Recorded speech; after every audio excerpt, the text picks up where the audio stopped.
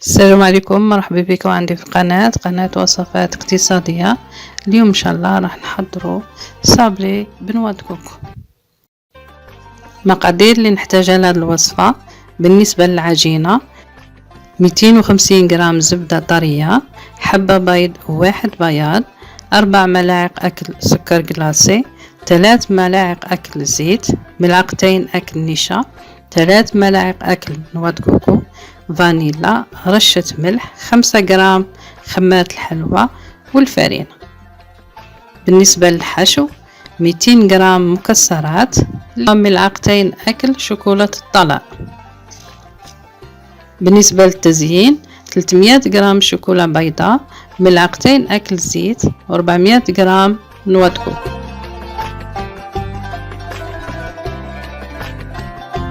نبدأ على بركة الله. نبدأ بالحشو، نخلط المكسرات مع الشوكولا، ثم نشكلها كرات متساوية وندخلها للثلاجة. بالنسبة للعجينة نخدم الزبدة مع السكر مليح، ثم نضيف الزيت، وبعدها نضيف البيض والفانيلا ورشة الملح.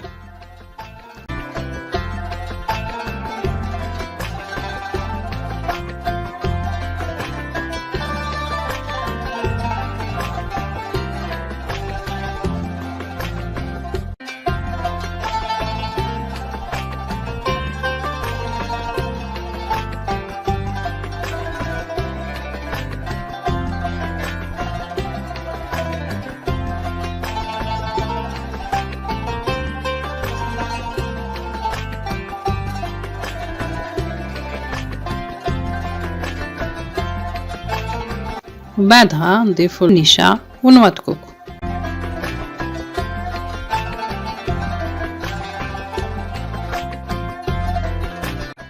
بالنسبة للفرينة نغربلها مع الخمارة ونضيفها على مراحل. نجمع المكونات بدون ما نعجنها حتى نتحصلوا على عجينة رطبة وخفيفة. نلمها ونخليها ترتاح.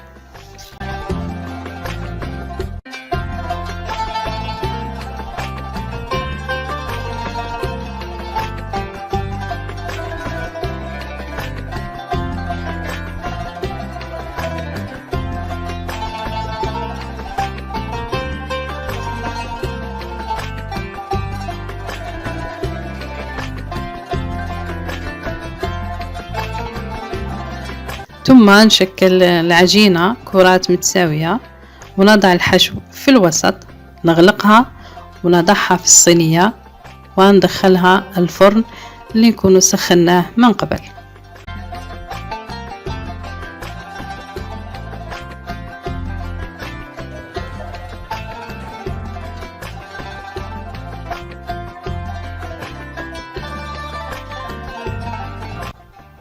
لما تاخد الحلوى اللون الذهبي نخرجها ونخليها تبرد. بالنسبة للتزيين ندوب الشوكولا على حمام مائي ونضيف لها ملعقتين زيت بالتدريج ونحرك جيدا.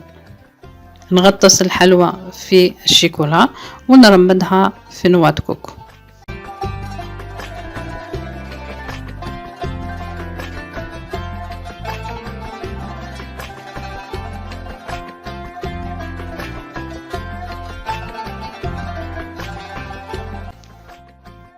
هذه الحلوى اللي حضرناها اليوم، حلوى رائعة في الشكل في الذوق، خفيفة جدا.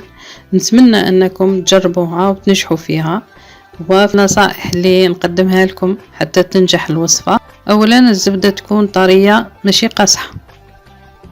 ثانيا نخدم الزبدة مليح مع السكر حتى نتحصلوا على كريمة خفيفة.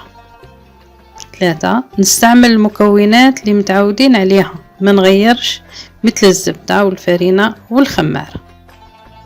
4 نخلي العجينة ترتاح في الثلاجة. 5 دائما نغربل الخمارة والنشا والفرينة. 6 كل ما نضيف مكون نخلطه مليح حتى تتجانس المكونات مع بعض. 7 إذا تفضلي الحلوى تكون خفيفة في الذوق نتاعها استعملي بياض البيض، وإذا تفضليها تكون مرملة استعملي الصفار. أنا الحلوى هذه استعملت فيها البياض، جاتني أحسن وأفضل من استعملت الصفار. ونتمنى أنكم تستفدوا من هذه النصائح حتى تنجح لكم الوصفة. في الأخير نقول لكم مع السلامة في فيديو جديد ووصفة جديدة إن شاء الله، وصحة فطوركم.